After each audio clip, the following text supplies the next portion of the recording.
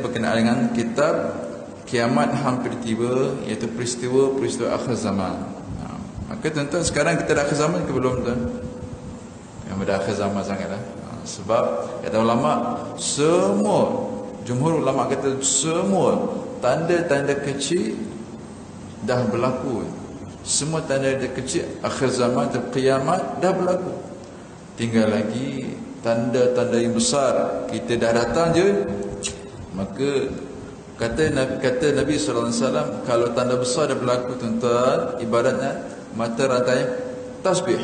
Maka bila tasbih ni, contoh kalau terputus ni, maka insya-Allah yang lain akan mengikutinya, akan berantaian sampai habis. Maka sangat segera. Yang tanda kecil ni tuan-tuan, dia lambat. Semua tanda kecil, contohnya berlaku perzinaan, Allah subhanahu wa ta'ala jadi ambil nyawa para alim ulama sedikit demi sedikit. Tapi bila berlakunya peristiwa akhir zaman nanti nak menghampiri, maka berlaku peristiwa yang besar, tanda-tanda besar. Contohnya datang Imam Mahdi dan sebagainya. Maka lepas Imam Mahdi, kemudian datang lagi Dajjal, dekat, semua semakin dekat. Bila zaman tu kan. Tinggal lagi tuan-tuan ialah persiapan kita, insya-Allah. Maka kita belajar ni untuk kita lebih bersiap sedia dan mengetahui, lebih sedar tentang sekeliling kita. Macam mana yang saya sebelum ni dah kongsikan tuan-tuan, ialah alim ulama kata kan ada 3 ilmu basic kita, iaitu ilmu Islam dan ilmu fiqh, kemudian ilmu tauhid, yang ketiga ilmu tasawuf atau ilmu akhlak kita, dan satu ilmu alamat as-saah ataupun tanda-tanda akhir zaman. Ini kena belajar juga. Ini namanya ilmu, kalau bahasa moden, eskatologi, kajian tentang akhir zaman. Tapi yang ini kita mengkaji tentang perubahan zaman, masya-Allah. Fiqh tahawulat secara ringkasnya. Baik, maka tuan-tuan, kita menggunakan kitab Kiamat Hampir Tiba, insya-Allah. Maka kalau ada, kita boleh buka muka surat 32. Ini karangan Syekh Ahmad Fahmi Zamzam Al-Azhari Al-Maliki hafizahullah. Hadis yang ke-12 tentang sifat amanah akan hilang sedikit demi sedikit. Sifat amanah. Bismillahirrahmanirrahim. An Hudzaifah ibn al-Yaman radhiyallahu anhu. Hudzaifah bin Yaman, sahabat sekalian, tuan-tuan muslim-muslimat, ialah seorang pemegang rahsia Nabi sallallahu alaihi wasallam. Maka Nabi sallallahu alaihi wasallam ada seorang pemegang rahsia. Pemegang rahsianya apa? Semua antaranya lah Nabi sallallahu alaihi wasallam seringkali ceritakan. Kalau Hudzaifah tuan-tuan, berbeza dengan sahabat-sahabat lain. Contoh, kalau sahabat lain akan tanya kepada Nabi sallallahu alaihi wasallam, "Wahai Nabi, macam mana kami nak masuk syurga?" Contoh kan. Maka Nabi sallallahu alaihi wasallam akan bagi amalan, contoh A, B, C dan sebagainya. Contoh. Maka Hudzaifah al-Yamani radhiyallahu taala anhu akan buat apa? Dia akan tanya Nabi sallallahu alaihi wasallam vice versa ataupun sebaliknya. Kalau sahabat lain semua tanya yang baik, dia akan tanya bang yang sebaliknya, yang buruk. Maksudnya apa amalan yang menyebabkan kita dah masuk neraka, contoh kan. Satu. Yang kedua, Hudzaifah al-Yamani dia menyimpan seramai 300 nama orang-orang munafik. Ketika berlakunya perang Uhud, tuan, perang Uhud, maka Nabi sallallahu alaihi wasallam pada asalnya seramai 1000 orang. Maka dekat berhenti sebentar dekat satu tempat, saya punya nama tempat kan.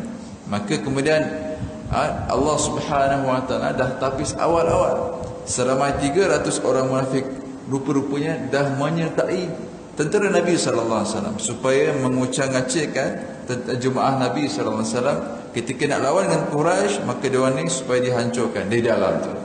Maka Allah Subhanahu wa taala telah tapiskan mereka dari muda-muda, alhamdulillah. Maka senarai 300 ni ada simpan pada Hudzaifah. Sayyidina Umar radhiyallahu anhu ketika dah Nabi sallallahu alaihi wasallam dah wafat, dia akan cek sama ada Sayyidina Hudzaifah ada tak menghadiri solat jenazah sahabat ni. Kalau ada, alhamdulillah, maka sahabat ni ialah orang beriman yang sebenar-benar beriman.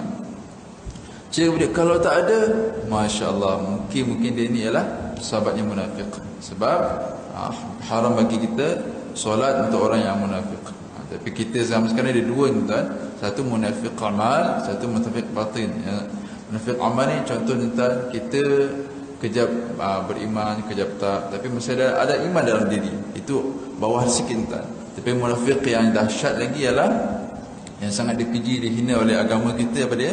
Kita nampak Islam tapi kufur kepada Allah Subhanahu wa taala. Wal a'yadu billah min dzalik. Baik tuan. Maka radhiyallahu anhu qala haddatsana Rasulullah sallallahu alaihi wasallam فيصبح الناس يتبايعون فلا يكاد أحد يؤدي الأمانة حتى يقال إن في بني فلان رجلا أمينا حتى يقال للرجل ما أجلده ما أظرفه ما أعقله وما في قلبه مثقال حبة من خردل من إيمان ولقد أتى علي زمان وما أبالي أيكم بايعت لئن كان مسلما ليردنه علي دينه وإن كان نصرانيا أو يهوديا ليردنه علي ساعيه وأما اليوم فما كنت أبايع منكم إلا فلانا وفلانا متفق عليه. Hadis surah Bukhari dan Muslim. Muslimin, sahabat sekalian, Nabi SAW bersabda sebuah hadis yang panjang. Antara kelebihan Sayyidina Huzaifah, dia mampu menghafal hadis, terutama yang akhir zaman ni, tentang yang hadis-hadis panjang. Satu ketika Nabi SAW naik ke mimbar macam ni contoh. Maka Nabi SAW dari satu waktu solat lain, Nabi ada khutbah Nabi berhenti solat. Sama balik Nabi khutbah dan Nabi solat balik. Maka semua isi ni antara bicara khutbah Nabi ni kebanyakan di akhir zaman. Maka yang paling banyak yang menghafal atau mengingati ialah Sayyidina Huzaifah. Betul, kalau kita belik hadis-hadis yang berkaitan dengan eskatologi ataupun akhir zaman ni kebanyakan diriwayatkan oleh Sayyidina Huzaifah al-Yamani, masya-Allah. Maka apa kata Huzaifah dalam hadis Nabi SAW? Kemudian jadilah orang banyak berjual beli. Zaman kita ni tuan-tuan, orang ramai buat jual beli ataupun buat transaction, buat bisnes semua. Maka hampir saja tidak ada seorang pun di kalangan mereka orang yang jujur, yang mahu menunaikan amanah. Subhanallah. Maka zaman sekarang tuan, ada siapa yang boleh bagi jaminan yang mengatakan kalau kita jumpa satu orang ni, kita yakin dia adalah seorang yang 100% amanah tuan? Ada jaminan tak? Kita nak jumpa payah tuan. Bahkan orang kata zaman sekarang don't trust anyone kan. Bahasa Jawa kita don't trust anyone tuan. Maka Allahumma salli ala Muhammad, maksudnya zaman sekarang amanah tu Allah Subhanahu wa taala cabut tuan.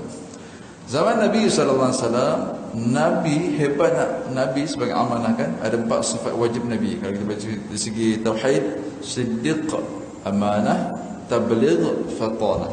Siddiq benar, amanah bertanggungjawab, tabligh menyampaikan, fatanah bijaksana. Baik, maka Nabi SAW sangat amanah orangnya, sehingga kan Nabi SAW digelar sebagai apa? Al-Amin. Apa Al-Amin? Orang yang amanah. Sehingga kan sekiranya Nabi SAW menyatakan, wahai orang Quraisy dekat Mekah, di sebalik, sebab sana ada antara bukit dekat Mekah ialah Jabal Qais. Maka sekiranya aku katakan ada musuh di belakang bukit ini, adakah kamu semua percaya? Kata semua percaya. Sebab apa? Amanahnya Nabi SAW sampaikan kata-kata kalam mutiara Nabi SAW, ketika Nabi bicara, semua percaya. Tapi tinggal lagi tuan-tuan, sahabat sekalian, subhanallah, ketika Nabi SAW menceritakan perkara yang benar juga, apa dia? Jom ya ayuhan nas qulu la ilaha illallah. Wahai manusia, jom kita ucap kalimat Allah, la ilaha illallah, tuflihu, maka kamu akan berjaya.